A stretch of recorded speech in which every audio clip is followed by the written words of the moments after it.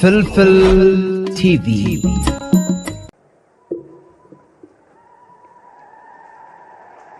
ዝኸበርክንን ዝኸበርኩምን ንሓርበኛ ህዝቢ ኤርትራ ውሽጥና ወፃእን ምስ ኩሎም ፈተውቱን ሓራ ህዝቢ ዓለምን ዮሐና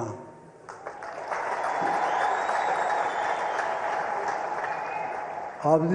ካብ ዓመት ናብ ዓመት እናደመቐን ናሓየለን ዝኸይድ ጽምብላት ነዛ ናይ 34 ዓመት ዝኽሪ ናጽነት ብዝተፈላለየ መሰናድኦታት ግርማ ዘልበሱ ኩሎምን መልእኽትታት ዮሐና ዝለኣኹን ልዑል ምስጋና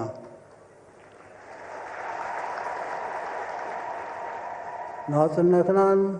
ልዑላውነትናን ውህደትናን ብፁዕነት መሬትናን ዓመት ኣብ ውሽጢ ከቢድ መስርሕን ምዕባለን ሃገራዊ ህንፀትና ኣብ እንግምግመሉ ብመንፅር ዓለማውን ዞባውን ምዕባሌታት ክርአን ከሎ ናጽነትና ምሕያልን ምድራዕን ካብቲ ሃንቀው እንብሎ ርትዓዊ ዓለማዊ ስርዓትን ዞባዊ ናይ ምክብባርን ምምልላእን ምትሕግጋዝን ርግኣትን ረኸባን ጥምረት ተነፂሉ ስለ ዘይርአ ነቲ ዓለማውን ዞባውን ሃዋሁ ብወድዓውነትን ተዛማድነትን ከነንብቦ ግቡእ እዩ። ኣብ ናይ ዓምን ናይ ቅድሚኡን ዝነበሩ ምዕባሌታት ቁኑዕ ንባብና ኣቦትኡን ከሎ ናይዚ ናይ 34 ኣጋጣሚ ፍሉይ ዝገብሮ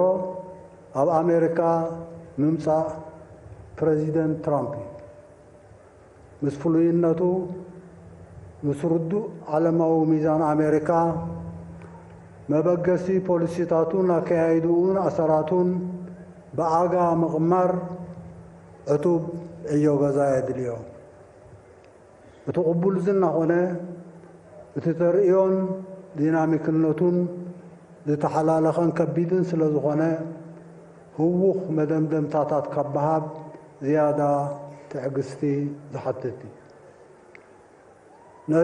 ነቲ እውጅ መርሓ ማጋ ከም መእተውን ተወሲድና ንኣሜሪካ ዳግም ዓባይ ንምግባር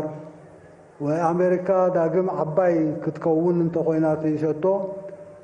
ፕሬዚደንት ትራምፕ ቅድሚ ስትራቴጂኡን ውጥናቱን ኣካያይድኡን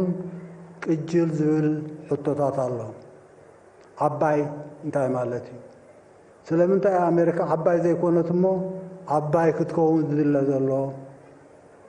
ብኸመይ ከ ዓባይ ክትከውን ትኽእል? ዓባይ ማለት ዝበልጸገት ወይ ዝሃብተመት ብኢንዱስትርያዊ ውፅኢት ዝዓበየት ብቴክኖሎጂያዊ ምዕባለ ዝቐደመት ብወተሃደራዊ ጉልበት ዝሓየለት ብኽሊ ጽልዋ ዝዳረጋ ዘይብላ ተፈራሂት ወዘተ ከም ሓፈሻዊ መወከስን ተወሲድና ካብ ታሪኻዊ ኣመጻጽኣ ኣሜሪካ ጀሚርካ ኸይበልና ዓለማዊ መኻን ኣሜሪካ ኣብ መዋዕል ዝሑል ኩናትን ኣብ ናይ ዝሓለፈ 30 ዓመታት እንኮ ቕፅራዊ ዕንደራታት መዋዕልን ዝነበሩ ክስተታት ወድዓዊ ንባብ ይሓትት። ምስኡ ጥቢቕና መጻኢ ኸ እንታይ ክመስል ይኽእል ንብል። ድሕሪ ምኽታም ዝሑል ኩናት ኣብዘን ዝሓለፋ 35 ዓመታት ጥራይ እንተተዓዘብና ዓለም ብዘይተወዳዳሪ ክንቆፃፀራ ኢና ብዝተባህለሉ ምስ ኣባኻኒ ወፃኢታት ምምሕዳራት ዋሽንግተን ተዋህሊሉ ዘጋልብ ዘሎ ልዕሊ 30 ትሪልዮን ዕዳታት ኣሜሪካ ባዕሉ ዝዛረብ ሓደ ኣመልካቲ እዩ። ብተመሳሳሊ ዓንዳሪ ፍልስፍና ምምሕዳራት ዋሽንግተን ዝሓሰረ ተኸፋሊ ዕዮን ፀዓትን ምስ ትሑት ኣህላኽነት ኣብ ዘለወን ሃገራት ቅድሚት ቻይና ኢንዱስትሪታትናን ኣሳጊምና ዝያዳ መኽሰብ ከነኽዓብት ኢና ዝተባህለ እውን ንኣሜሪካ ከቢድ ክሳራታት እዩ ኣኸቲሉ። ሎሚ ብኢንዱስትርያዊ ውፅኢት ኣብ ዓለም ቀዳመይቲ ቻይና እያ። ኣብ ቴክኖሎጂያዊ ፀብለልትነት እውን ኣብ ዝተፈላለየ ክፋላቱ ዝነበረ ማዕርግ ኣሜሪካ ዘቢሉ ጥራይ ዘይኮነ መጻኢ ምዕባሌታቱ ንናይ ኣሜሪካ ቀዳማይነት ዝእምት ኣይኮነን። ብወተሃደራዊ ጉልበት ኣሜሪካ ዝሓየለት ኣይኮነትን። ብዘይካ ናይ ናቶ ፈርካሽ ቁመና ዝተፈላለዩ መምዘኒ ዝርዝራት ዝእምትዎ እዩ። ብፓሬዳት ከሬራትን ከም በዓል የመን ምድሃኽን ብዝሒ ኑክሌራዊ ኣጽዋርን ዝዕቀን ኣይኮነን። ርትዓዊ ውድድርን ሓራ ዕዳጋታትን ንግድን ኣብ ዘይብሉ ርትዓዊ ምምቕራሕ ሃብትን እቶትን ኣብ ዘይብሉ ናይ ሓረጣን ዛዕጎልን ፊናንስያዊ ስርዓት ባዶ ድምር ወረቐት እናሓተምካ እገዳታት እናበየንካን እናሃደድካን ዘሕለን መኽሰባት እውን ይንፈግን ይንቆትን ኣሎ። ትህሉ ኩነት ሰፊሕ ዝርዝራዊ ምውክሳት ኣለዎ። ትህሉ ኩነት ከም ዘለዎ ኮይኑ ግን ፕሬዚደንት ትራምፕ ዕዳታት ኣሜሪካ ንምስራዝ ወይ ንምንካይ ኣባኻኒ ፊስካላዊ ወጻኢታት ንምጽልጻል ዝሳገመ ኢንዱስትሪታትን ወፍርን ንምምላስን ምስሓብን ምጥያስን ቀረፅን ግብርን ምብዛሕ ዘቤታዊ ግብሪ ምንካይ ሓይሊ ምርኣይን ምህዳድን ንጡፍ ዲፕሎማሲታትን ህዝባዊ ርክባትን ምውንጫፍ ወዘተ ወዘተ ነታ ዓባይ ኣይኮነትን ኢሉ ዓባይ ክገብራ ዝደሊ ኣሜሪካ ዛጊት ኣውጅዎ ዘሎ ፖሊሲታትን ተበግሶታትን እዩ። ብተናፀል ኣብ ዘቤታዊ ጉዳያት ኣሜሪካ ከምኡ እውን ምስ ቻይና፣ ሩስያ፣ ኤውሮጳ፣ እስያ፣ ላቲን ኣሜሪካ ኣብ ዝተፈላለዩ ዓውድታት ይኹን ብጥሙር ኣብ ኩሎም ኣርእስታት ኣብዚ ዝመፅእ 4 ዓመታት ክኽተሎ ዝኽእል ኣካይዳ ንምግማት ቀሊል ስለ ዘይኮነ ሰሪዕናዮም ዘለና ሲናርዮታት ብደቂቕ መወከሲታት ናይ ሰዓት ምክትታልን ገምጋምን ዝሓቱ እዮም። ናይ መዋዕላት ውህሉል ዝንቡዕ ፖሊሲታት ምእራም ፈጺሙ ኣይከኣልን እንተዘይተባሃለ ኣዝዩ ተሪር ዓቐብ እዩ። ብዓቢኡ ግን ናይተን ፖሊሲታት ዝቐንዓለን ዘሎ ዓበይቲ ዝበሃላ ሃገራት ወይ መንግስታት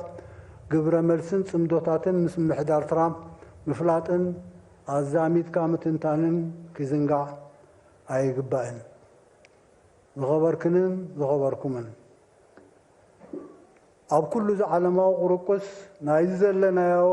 መሰጋገሪ መዋእል ናብ ሓድሽ ዓለማዊ ስርዓት ዝተዋሰነት ኣፍሪቃ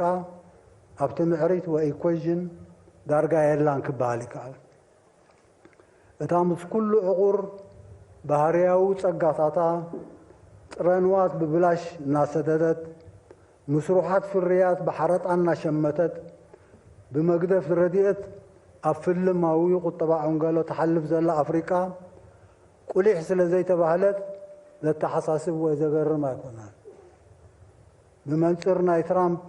ዓመታዊ ፖሊሲታት ክረአ እንከሎ ዘይተሓስበሉ ወይ ዘይተገመተ ሳዕቤናት ከም ዝበሃል ኣብ ኣፍሪቃ ብመግደፍን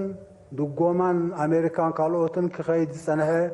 ሰንኮፍ ስርዓት ክቕየር ንኣፍሪቃውያን ዕድል ዝህብን ዝቕስቅስን እዩ። ብኸመይ ኣፍሪቃ ብዘን ዝመፅ 4 ዓመታት ትዋሳእ ጥራይ ዘይኮነ ንዘላቕነት ዝህልዎ ርትዓዊ ሓድሽ ዓለማዊ ስርዓት ምምፃእ እንታይ ክትገብር ትኽእል? ዳጊት ተነዲፉ ዘሎ ፖሊሲታትና ከሊስና ከነስፍሕን ከነዕሙቕን ዝሕግዝ እዩ። ዝኸበርክንን ዝኸበርኩምን እቲ ዝቐረበ ዞባዊ ኩነታትና ኸ ካብቲ ጎደበና ንብሎ ናይ ምክብባርን ምምልላእን ምትሕግጋዝን ርግኣትን ረሃባን ጥምረት ዘሎና ቀዋሚ ስትራቴጂ ዝብገስ ኮይኑ ምስ ጂኦ ስትራቴጂያዊ ተኣፋፍነት ናይቲ ጎደቦ ጽልዋታት ንምዕባይ ዝግበር ወይ ዝህቀን ምትእትታዋትን ሸርሕታትን ኣዝዩ ብዙሕ ስለ ዝኾነ ኣብ ሱዳንን ኣብ ኢትዮጵያን ናይ ዘሎ ቅልውላዋት ከም ኣብነትን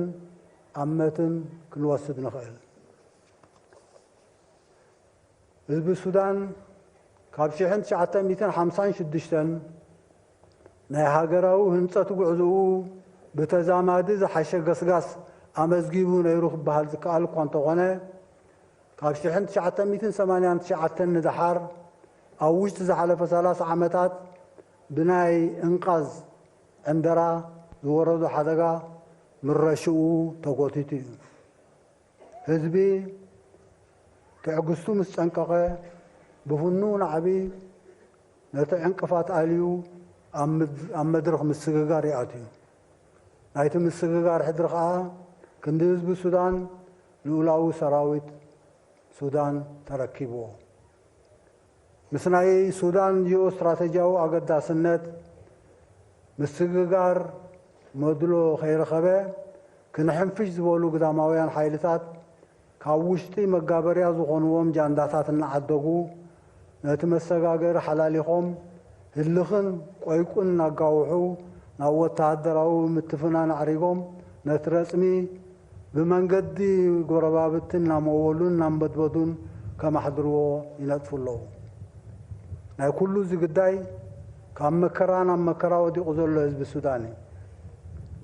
ህዝቢ ሱዳን ነቲ ጉዕዙኡ ኸሊፉ መከራ ዘውርደሉ ዘሎ ሸርሒ ተመኪሩሉ ተቃውምኡ ከስፍሕን ካሕይልን ተበጊሱ ኣሎ ጎደቦ ሱዳን ከዓ ሕልናዊ ሓላፍነቱ ተሰኪሙ ዘይተቆጠበ ደገፉን ህዝቢ ሱዳን ክህብ ግቡእ እምበር ግንዖ ኣይኮነን ኣብ ኢትዮጵያ ከንተበልና ንልዕሊ 80 ዓመታት ወይ 3 ወለዶታት ኢትዮጵያ ናይ ወኪልና ወኪል ክትኮነና ዝብሉ ናይ ዋሽንግተን ፎስተራት ጃንዳ ፎስተር ዳላስ ማለት እዩ ዘበገስዎ ዝንቡዕ ፖሊሲታት ዘኸተሎ ቅልውላዋትን ዕንወትን ኣመዛግብቲ ስኑድ እዩ ኣብ መዋዕል ዝሑል ኩናት ብተመሳሳሊ ሞጎት መራሕቲ ሶቪየት ነበር ዝፈጸምዎ ጌጋታት እውን ስኑድ እዩ ናይ ክልተ ወለዶ ሃገር ናይ ምህናፅ ዕድል ኣብ ኢትዮጵያ ተኸሲሩ ድሕሪ ምኽታም ዝሑል ኩናት ናይ ሃገር ናብ ሃገር ዜግነት ምህናፅ ክንዲ ምብጋስ ኤትኒካዊ ምትፍናን ዘጋድድ ዝተወስደ ሕርያ ዘኸተሎ ዕንወት ሓተታ ዘድልዮ ኣይኮነን ኣብ ዝሓለፈ 7 ዓመታት ድሕሪ ኩሉ እቲ ኤትኒካዊ ፌደራልነት ዘኸተሎ ቅልውላውን ዕንወትን እረማ ወይ ሪፎርም መፂኡ ኣብ ዝተባሃለሉ ከምቲ ኣብ ህዝቢ ኢትዮጵያ ዝገንፈለ ናይ ተስፋ ስምዒት ኣብ ህዝቢ ኤርትራን ካልኦት ህዝብታት ጎረባብትን ህዝብታት ዓለምን ዝፈጠሮ ተስፋታት ናይ ትማሊ ተዘክሮ እዩ ትትስፉ ናይ ህዝብታት ሃንቀውታ ዘሳናበዶም ናይ ግዳም ሓይልታት ግን ኣይቀሰኑን ኣብ ውሽጢ ናይ ዝሓለፈ ቀረባ ዓመታት ጥራይ ብስም ብልፅግና ከም ሓድሽ ወኪል ወይ ተገዛኢ ኣብ ልዕሊ ህዝቢ ኢትዮጵያ ኣውጆሞ ዘለዉ ኩናታት ናይ ጭንቀቶም ምርኣያ እዩ ብዝተፈላለየ ማዕዝናት ናይ ማያት ናይ ኒልን ቀይሕ ባሕርን ናይ ባሕሪ መስኮት ንህዝቢ ኦሮሞ ዘይውክል ኦሮሞማ ስነ ሓሳብ ኩሻውያንን ሰማውያንን ሕንቅል ሕንቅሊተይ ናይ ኤትኒካት ሓድሕድ ኩናት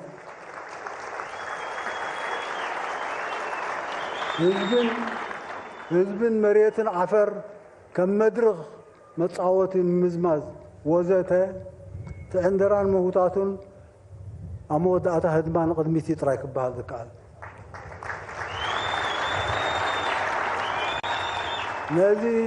ነዚ ተኣውጁ ዘሎ ኩናታት ሓንቲ ዘይኮነ ብዙሕ ኩናታት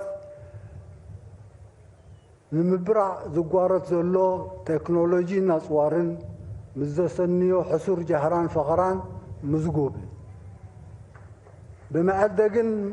ንመዕደግን መበከልን ዝሰዱ ዝነበረ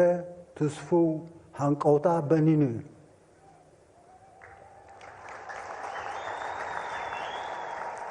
ህዝቢ ኢትዮጵያ እውን ሕርያታቱ ፈሊጡ ተቃውሞታቱ ከባራትዕ ይረአ ኣሎ ህዝብን መንግስትን ኤርትራ ብልዑል ተስፋን ብዘይ ዕቃበን ነቲ ተበጊሱ ተባህለ እረማዊ ሪፎርም ዘይተቆጠበ ደገፍ መሃቦም በዚ ተኸሲቱ ዘሎ ሃንደበት ዘጣዕስን ዘሰክፍን የብሎምን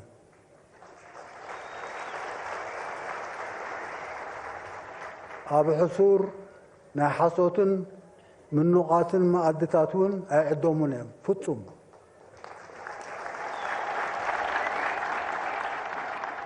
ነቶም ሸርሕታት ዝፍሕሱ ዘለዉ ናይ ግዳም ሓይልታት ኣእዳውኩም ኣክቡ ነቶም ዝሰድዑን ዝደናደኑን ዕማኹ ከዓ ዓዲ ወዓሉ ይብሉ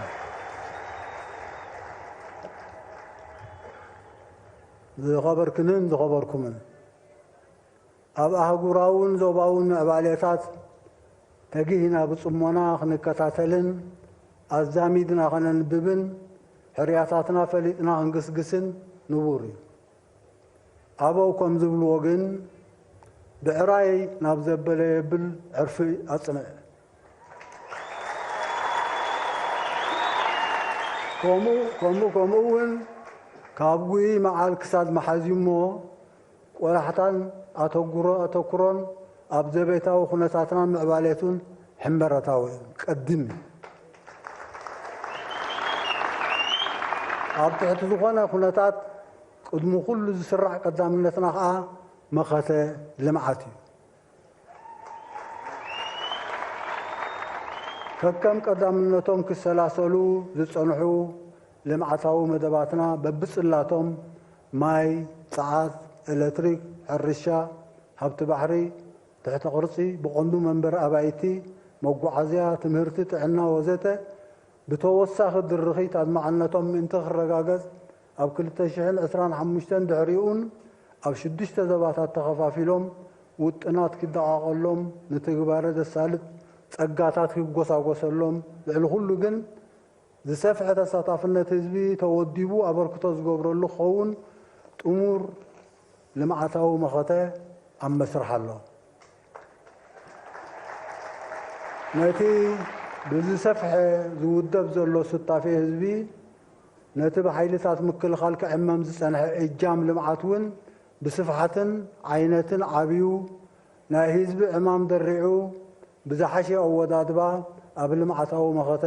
ከም ዝሳተፍ ክኸውን ዓሚ እውን ጠቒሰዮ ከም ዝነበርኩ ኣብ ወፃኢ ናይ ዘሎ ሓርበኛ ህዝቢ ዕቑር ዓቕምታት ምስ ንጡፍ ተበግሶታቱ ኣብ ልምዓታዊ መኸተ ገዚፍ ኣበርክቶ ዝገብረሉ ባይታ ንምጥጣሕ ዝተበገሰ ሓሳብ ንምውጣንን ምውዳብን ክሕግዘና ዝተጀመረ መስርሕ ሓበሬታ ስለ ዘይተጻፈፈ ይጉተት ጸኒሑ እዩ ካብ ካልኣይ ፍርቂ 2025 ግን ኣብ ርእሲ እቲ ምስናይ 6 ዞባታትን ሓይልታት ምክልኻልን ውሁድ ውዳበ ኣብ ወፃኢ ናይ ዘለዉ ሱታፌ ኣብ መኸተ ልምዓት ከም ሳልሳይ ውሁድ ኣካል ኮይኑ ክሳተፍ እዩ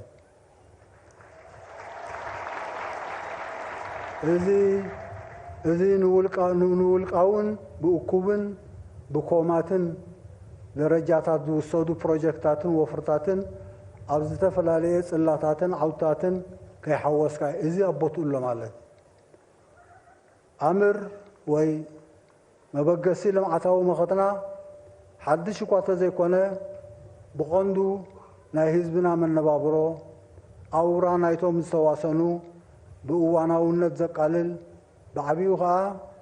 ናይ ሓዋሩ ካብ ቁጠባ ዓንጋሎ ዘውፃና ኣፍራይነትና ዘሐይልን ምህርትና ብዘላቕነት ዘኻዕብትን ናብ ምስናዕን ኢንዱስትርያውነትን ዘሰጋግር ምእንቲ ክኸውን እዩ መኸተና ኣብ ቁጠባዊ ልምዓት ጥራይ ዝተሓፅረ ኣይኮነን ምስ ተጋላባጢ ዓለማውን ዞባውን ምዕባሌታት ዲፕሎማስያውን ዜናውን ሓበሬታውን ግንባራትን ከይረሳዕካ እዩ ማልን ካልእ ጸጋታትን መሳለጥያን ኣገዳሲ ይኹን እምበር እቲ ወሳኒ ውፉይን ጻዕረኛን ሰብ ስለ ዝኾነ ቅሳነት ዝህብ ውሕዝነት ሒዝና ኢና ንግዝግዝ ዘለና ገስጋስና ዝዓግት ሓይሊ ከዓ የለን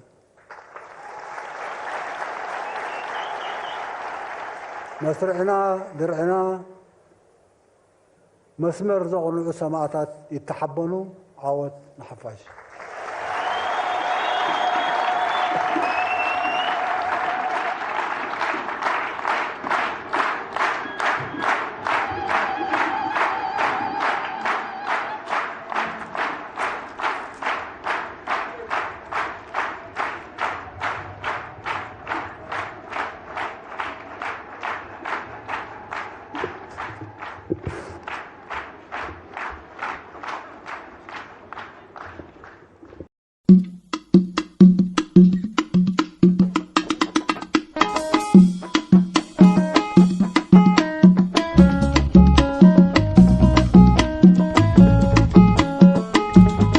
فلفل تي في